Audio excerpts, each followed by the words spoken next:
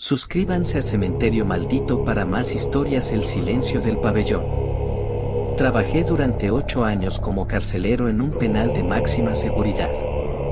Muchos me decían que para aguantar en ese oficio había que tener más miedo a la vida afuera que a la muerte adentro. Yo nunca fui supersticioso, pero lo que viví en esa prisión me marcó de una manera que todavía me cuesta explicar. Mi turno era de noche, el más pesado. Entre los muros altos, las torres de vigilancia y el olor rancio de humedad y metal oxidado, el penal se transformaba en algo distinto cuando caía el sol. Los presos dormían, o eso parecía, pero el silencio era engañoso. Siempre estabas alerta, siempre esperando el grito de una riña, el golpe de un cuchillo improvisado, o un intento de fuga. El pabellón donde me asignaron era el más antiguo, construido a principios del siglo pasado. Las celdas eran de hierro grueso, el pasillo estrecho, y las luces fluorescentes parpadeaban como si nunca tuvieran suficiente energía.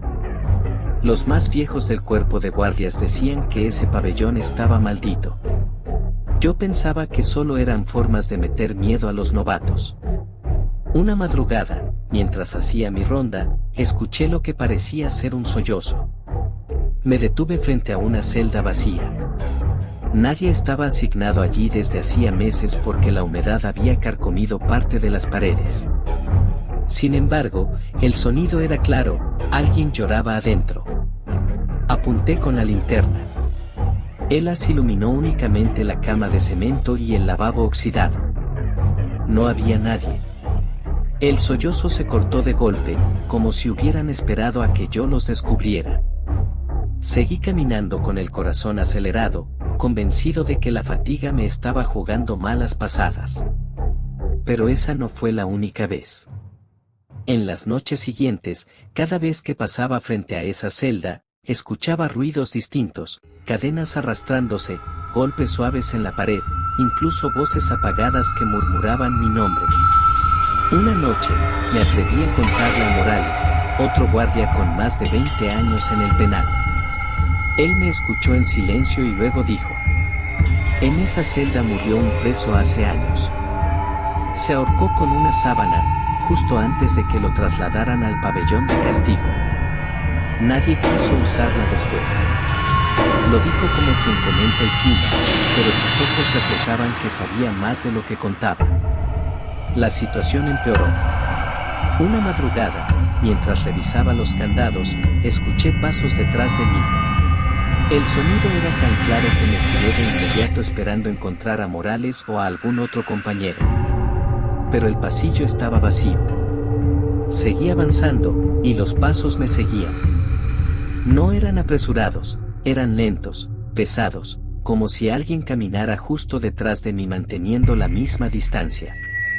Me giré varias veces, apuntando con la linterna, pero no había nada. Cuando llegué a la celda maldita, los pasos se detuvieron. El silencio era total. Me quedé un momento frente a la reja, tratando de controlarme. Fue entonces cuando vi algo. Dentro de la celda, en la penumbra, una sombra colgaba del techo. No era sólida. Era como humo espeso que formaba la figura de un cuerpo suspendido.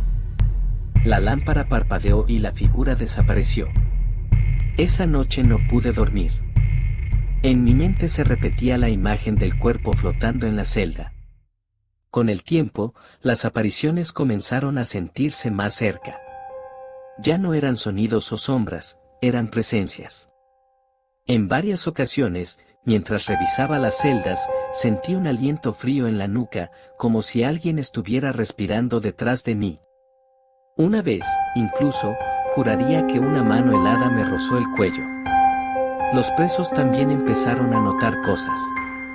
Uno de ellos, un tipo duro que nunca mostraba miedo, me llamó un día y me dijo: oiga, jefe, ¿por qué anda soltando a los de la otra celda en la madrugada? Los escucho caminar, hablar, hasta reírse. Cuando le aclaré que esa celda estaba vacía, se le borró la sonrisa. Nunca volvió a mencionarlo. Lo peor ocurrió una madrugada de tormenta. El viento azotaba las ventanas y la lluvia hacía que todo sonara más siniestro. A eso de las 3, las luces del pabellón comenzaron a parpadear. Cuando se apagaron por completo, quedé en una oscuridad absoluta, apenas iluminada por mi linterna. De pronto, todas las puertas de las celdas comenzaron a vibrar, como si los presos las golpearan al unísono. Pero no eran ellos. Los miré, y estaban acurrucados en sus catres, asustados, mirando hacia la misma celda vacía. Entonces lo escuché, un grito desgarrador que salió de allí, un grito que no era humano, que parecía mezclado con un lamento y un rugido. Las luces volvieron un instante, y juro que vi al mismo hombre que se había ahorcado, con la cara morada y los ojos desorbitados, mirándome desde adentro de la celda. Me paralicé. No pude moverme hasta que Morales me sacudió el hombro. Él también lo había visto. Te dije que esa celda está maldita, me dijo con voz quebrada. Aquí no descansan los muertos, solo se quedan esperando. Renuncié poco después. No podía seguir entrando a ese pabellón cada noche, sintiendo que algo me observaba desde la oscuridad. Hoy, cada vez que paso cerca del penal, escucho el eco de esos pasos detrás de mí.